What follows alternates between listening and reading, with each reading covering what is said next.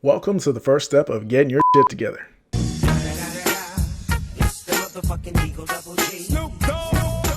Let's get started. Hi, I'm Dr. Blade. I'm a physician dedicated to teaching others how to live a healthy, happy, and whole life through the science of personal development, exercise, and nutrition. So if you're somebody that's looking to improve, to get better, to optimize their potential and their life, you're in the right place. And today we're going to talk about habits, because habits create everything in our life. Now, the first step to really changing a habit is to identify what the hell a habit is. So a habit is essentially an action or a behavior that we do automatically. So for most of us, hopefully, something like brushing our teeth is a habit that we do. Going to bed, using the bathroom, eating food, these are all habits, right? Versus say something you do on occasion, which would be more of a hobby. So for me, I like to make music. So making music is my hobby. For my old town, whoa, many got flows. Man, school living, he even got swole. How did he do it, man? Only God knows. Gets like a pretty girl in the club, man. I been chose. Lord knows. New year, new me, second week is in me. And I'm pretty damn good at it. So these habits come in two different flavors. Either they're positive habits or they're negative habits.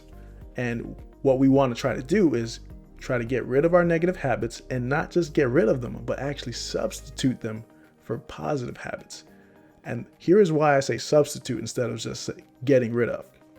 Because when you have a habit, there's actually three aspects of it. If you read the book, The Power of Habits by Charles Duhigg, he actually breaks this down really nicely. He talks about a habit loop. So within that habit loop, you have three aspects. You have the cue, the behavior, and then the reward. So the cue is the thing that triggers you to the behavior that you do that leads to the reward that you want. So a lot of times when we're trying to change our habit, we're only working on the behavior aspect. We're like, you know what? I need to start doing this. I need to stop doing that. But we don't realize that the reason why we do this or that is really because of the reward that we get at the end. So if we can find a way to get a reward that's just as powerful at the end, it's much easier to sustain a new habit. And just think of this example. If every time you ate chocolate, you lost your toe, you'd probably stop eating chocolate because that reward would just not be beneficial to you. But typically when you eat chocolate, you eat sweets, it makes you feel good. It's something you do when you're bored. It gives you a little bit of a dopamine rush. You like the taste of the sweet taste. So we're always trying to feel something, get a new sensation, or get relaxation. Like you come home from work, long day, you go grab a beer out the fridge, you sit down on your couch, and then you eat your snacks, right? You do all of those things because they make you feel different, and they make you feel a release of the tension that has been built up throughout the day, right? So now if you find other ways to now release that tension, you can now create a new habit that's beneficial to you, all right?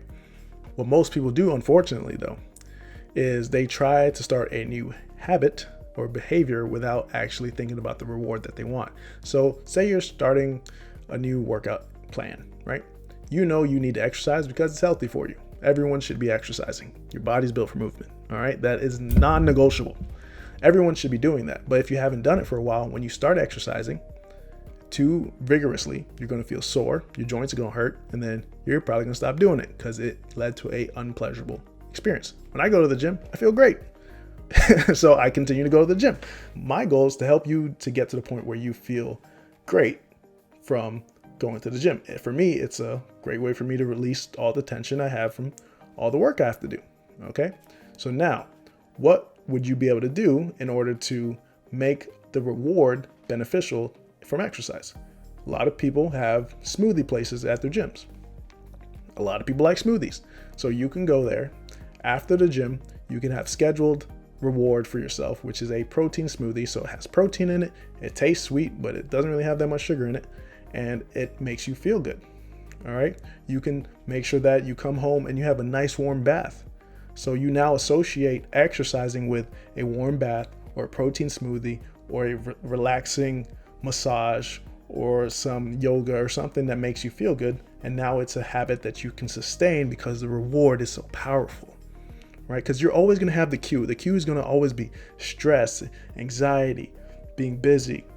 That cue is always going to exist. You're going to have a trigger that's going to make you want to do certain behaviors that are going to help you release the tension in your life. But you need to figure out how to make those behaviors have an associated reward that is really, really, really powerful. Okay? What you shouldn't do is what a lot of us do is we start something and it hurts. Like I remember when two friends of mine, they were getting married and they're like, hey, you should do the Tough Mudder with us. So I did it.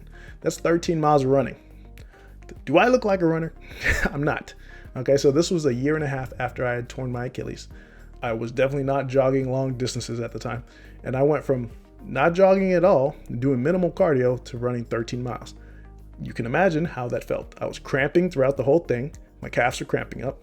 And then when I was done for 3 days, I couldn't walk because all my ligaments, tendons, joints, bones, and muscles were on fire. All right. And I did not want to do that for a very long time. I had no passion towards running. Okay. I got a lot of PTSD from those moments. So don't do that. You want to ease your way into a new activity, and you also want to associate it with something that's pleasurable, that you can enjoy and you like. Okay. So those are the 3 aspects of a habit. So what I would like you to do is write down on a piece of paper, what is a habit that you're trying to change? Okay. And what is the cue that triggers you to do that habit, that behavior? And also, what is the reward that you typically are looking for when you do that behavior? So when you're going through your day and you're eating all these snacks, why are you doing that? What is the cue? Are you just bored? Do you have anxiety? Do you just like the taste? Like, what are you doing that for? Okay. And then at the end, now that you know that, you now associate something new in there. It's like, could I just have some gum instead? Can I have a protein shake? Should I just be drinking more water? Right? If you're sitting down watching Netflix and you're not being physically active enough, be aware of that. Like, what are you doing that for? You're just bored, right? Because a lot of people say they don't have time for the gym, but they have time to stay up on all these Netflix things, right? And you can easily watch the Netflix on a treadmill, right? So there's always time for physical activity, because that is something you need to do in order to maintain a healthy lifestyle. So just write down those 3 things, and then everyone can use this practice. I'm doing the same thing. So that way we can figure out how we can improve our habits. And rather than just getting rid of a habit, you really want to just replace it with something that's more powerful, more beneficial, and serves your goals and your needs. All right. So if you enjoyed that video, make sure that you follow me on my Instagram at Dr. Blade MD, and you subscribe to my YouTube channel, and share this with a friend if you think they'll find it useful. All right. Thank you for taking time to watch this video, and now go out there and make it happen. All right. See you soon. Bye.